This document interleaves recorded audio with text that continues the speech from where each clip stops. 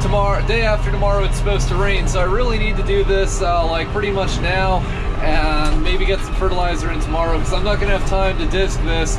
This is like a solid 25 acres in disking, and I'm not going to have time to do all that and throw down fertilizer in one day. So anyway, check it out. We got the disc back there. This is its maiden voyage with the new hydraulic tilt control that I fabric cobbled on there probably a month or so ago, and the maiden voyage with repacked wheel bear, well, new wheel bearings and seals as well, and a completely sealed up lift cylinder. So it's a little too soon to tell. Obviously, I'm not even out to this guy's farm yet, but I'm feeling cautiously optimistic because I stopped, I don't know, a handful of miles from where I live, and I raised the cylinder on that, and it doesn't seem like it's gone down anymore. That's the problem. The lift cylinder on this thing, it used to bleed down the more I drove, but I think we got that fixed now, and this thing should be better than ever, so let's see how it performs. All right, we made it out here, and now we'll see if this thing has dropped at all. I've not raised it in probably like a good 6-7 miles. Like an inch and all of that. That's pretty cool. That would have been almost dragging on the ground multiple times before we repacked that cylinder, and now it barely even budged, so I like that. Okay, anyway, I am here, and the 811 people have already been here. Before I put any type of tillage tool in the ground, I'm making a point to call the 811 before you dig number.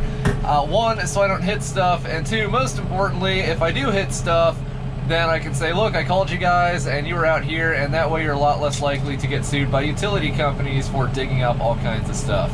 So now we know where the electric line is out here. Luckily it goes in a straight shot, pretty much clear across not only this field, but it looks like this guy's whole property. So that'll be pretty easy to avoid. Now this is a little bit experimental because you know, the last time I planted anything it was oats, and I made it a point to essentially plow up the ground using my tillage disc before the seed went in. This time, as you can see, I've not done that, and I don't know if that's going to be a blessing or a curse. There's some erosion and stuff down in here.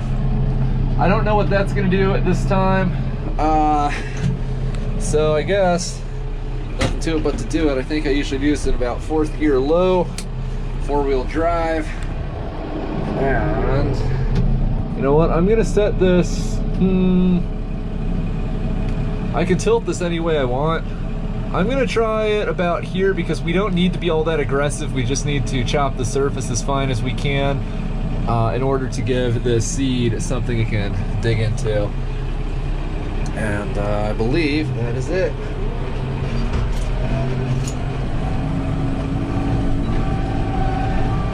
And rough. Alright, so things are not going especially well right now. Unfortunately, this field has been saturated for months, literally for months. In fact, even though it hasn't rained to speak of in probably a month or two at this point, which is incredibly rare by Texas standards, there is still standing water in that part of it over there. So I'm trying to work through a field which in some spots is nice and dry, on others it's wet. You can see this is after one pass here. The soil's still kind of clumping up and holding together here a little more than I'd like it to. The other problem is this is ground which has not been tilled in many years, and as a result of that it is extremely hard and just all around tough. Now this disc behind me, this 8-foot tillage disc, usually does a decent enough job of sinking down into the soil. On this field, it really did not. It had a much harder time getting in the ground than on any of the other fields that I've worked this year. So I've set it to its most aggressive stance. The good news is it will now go into the ground. The bad news is that this tractor has neither the weight nor the power to operate it properly when set. You can see how much wheel slip we have. We're in 4-wheel drive, and the whole tractor, the whole time I've been out here, is just boom, boom, boom, boom. It's jumping up and down and skipping all over the place. And we are going at the breathtaking speed of almost 3 miles an hour right now. And this is taking an eternity. We're looking at about 2 days to disc. I don't know, probably about 24, 25 acres, maybe closer to 30. I don't know exactly. This is mind-numbingly slow, and it's really hard on this machine.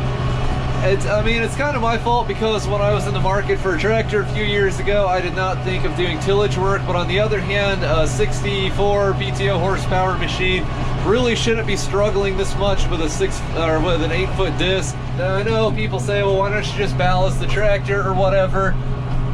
Unfortunately, I have this. Seeing how this thing, it just skips all over the place and whatnot as is, and pushes the breathtaking speed of 3 miles an hour, is this is with ballast. This thing has, I want to say, let's see here. This thing has, I want to say, 1,400 pounds of ballast in the rear tires, something like that. And honestly, there's only so much you can do. This is taking an eternity, and it's thoroughly miserable. So I guess all that I really can do is try to get the Case 930 up and running before before next time I have to disc anything. It's not that bad going through ground that's already been cut up, but man, tearing apart the sod is it's requiring some horsepower, definitely.